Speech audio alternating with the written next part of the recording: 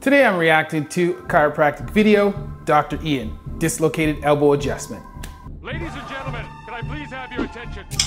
That's it, that was good. Dr. Chris, and today I'm reacting to a chiropractor video from Dr. Ian, a Gonstead chiropractor. Many of you suggested that I check out his videos, so today I'm going to watch his video on a dislocated elbow and share my thoughts. As an orthopedic surgeon, I feel that this video is within my wheelhouse that I am well qualified to comment on. If you're here because you recently subscribed to my channel, then thank you for becoming a part of the intern army. Now, 59,000 strong. Welcome to my channel where I explain orthopedic injuries and sports medicine in a way that's easy to understand for everyone.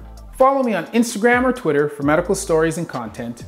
Thanks TikTok for information on medical education, and on my other YouTube channels for my podcast or for workouts and training tips. So when you suggested that I check out Dr. Ian, I figured that I would first see what videos he had posted. I went to the YouTube search bar, entered Dr. Ian as the query. The video that I am reviewing today was the first video that came up, so that is where we are starting.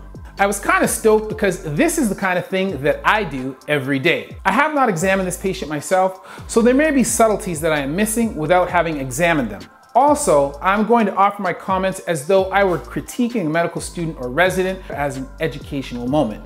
Before I started watching this video, I was shocked to see that he would be working on a dislocated elbow. Normally, this is something that we treat in a hospital setting where patients can be appropriately sedated and given medications to address pain.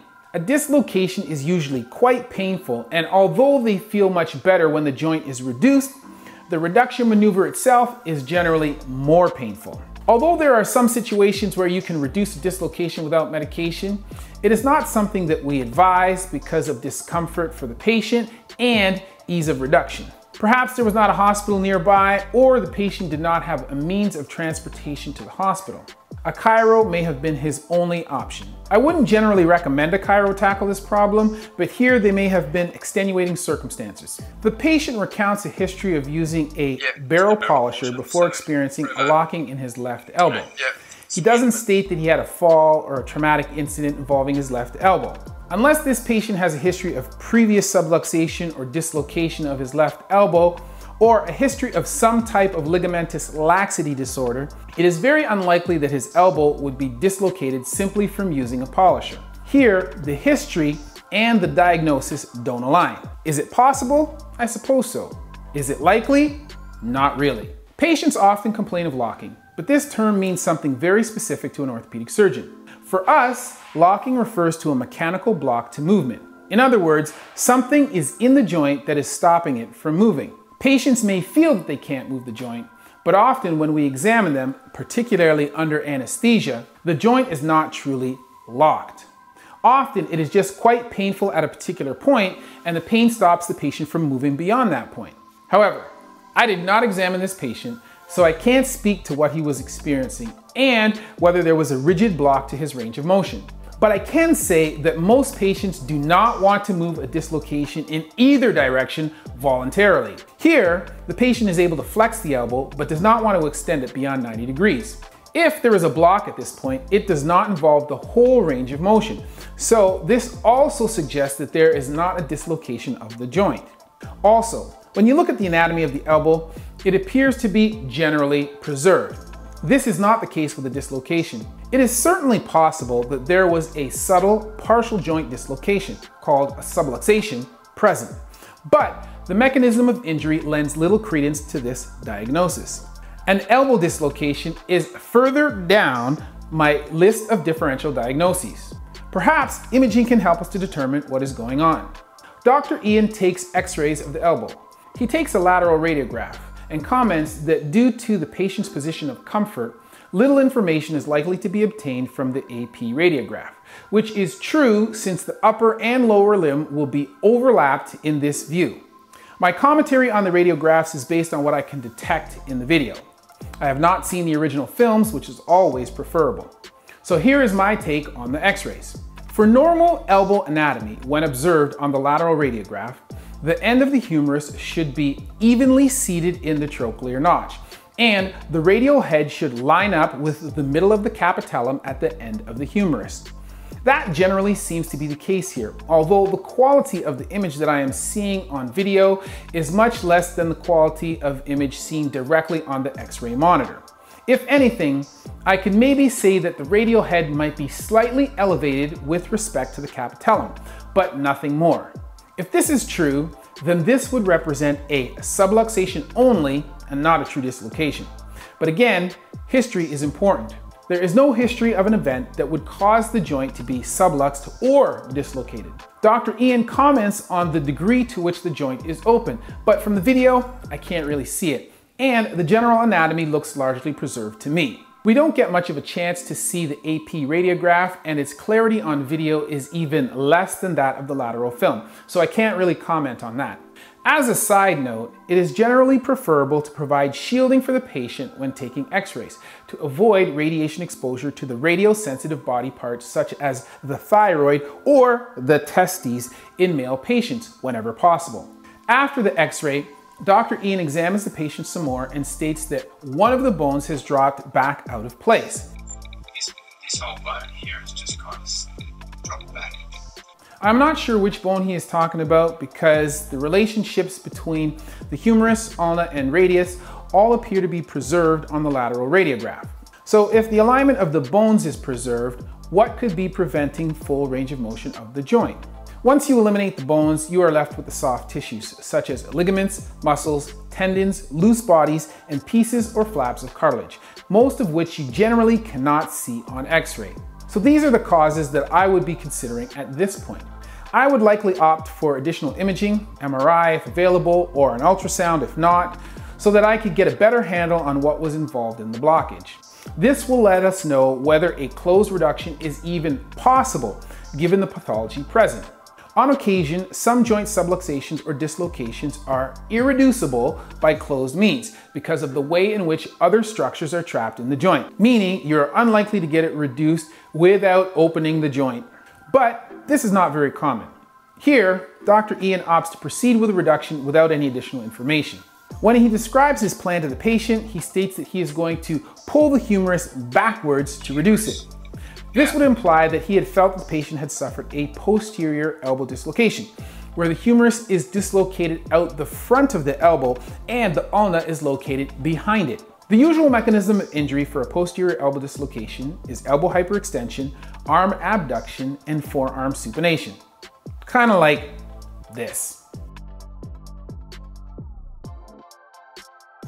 The patient did not recount this in his history, so I am not sure how a posterior dislocation would occur in this setting.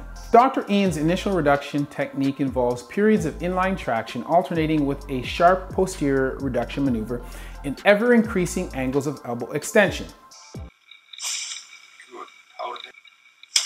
That's it. That was good. After repeating this a few times, he then appears to apply a sharp anterior reduction maneuver to the radial head when the elbow is in near full extension. Oh, Jesus Christ. If we assume that the patient had a posterior elbow dislocation, as Dr. Ian suggests, this reduction technique is not the technique I would advise a trainee to use for several reasons. First, conscious sedation is usually a good idea because it lessens the spasm that the patient is likely to experience, which makes the reduction easier.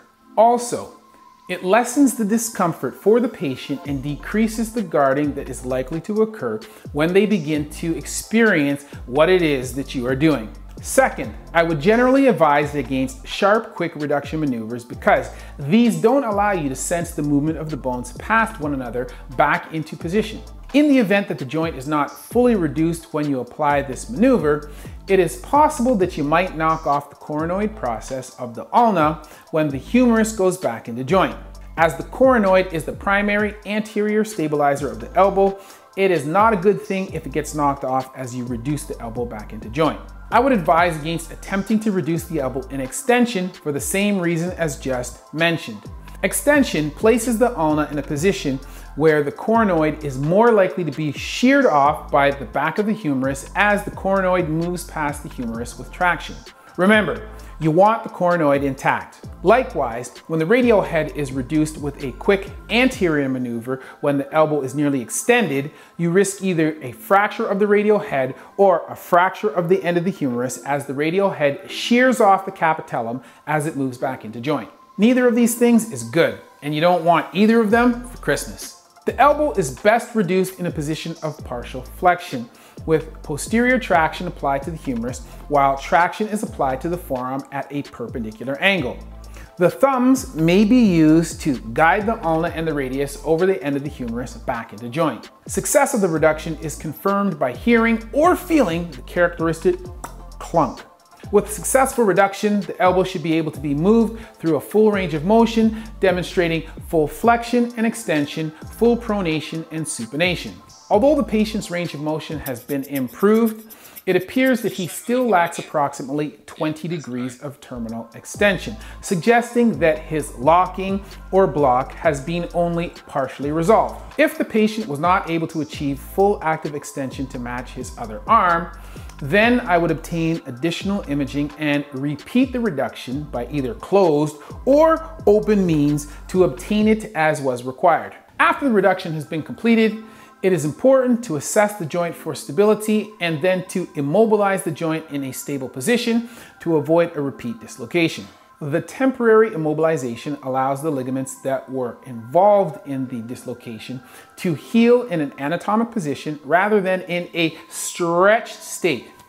Here, Dr. Ian elects for the patient to proceed with early range of motion, which could be problematic if the elbow were significantly unstable, as might be suspected given the innocent mechanism of injury. So, what did I like about this video? I appreciate that Dr. Ian took extra time to assess and help out a patient in acute need of assistance.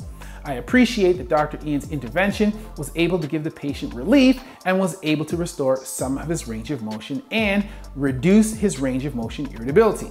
We are all in the business to help people, and it appears that this is what he did. So then what is it that I disliked about this video? In my opinion, the imaging presented did not clearly support the diagnosis, but it's possible that I am missing something that is more visible on the original radiographs. Second, given the questionable nature of the radiographs, additional imaging would have been prudent to corroborate the diagnosis or to determine the correct diagnosis, which in my opinion was likely a cartilaginous loose body or flap. Third, reduction of the elbow is not the same as manipulation of the spine. The techniques that are used for the spine are generally not applicable to other joints. Quick, sharp reduction maneuvers are often associated with post-reduction fractures. Our goal is to reduce dislocated joints, not trade them for periarticular fractures. But now my interest is piqued. So I'm off to check out another Dr. Ian video. Thanks for watching, and as always, that's been a word from Dr. Chris, not your everyday ortho. Just a flesh wound.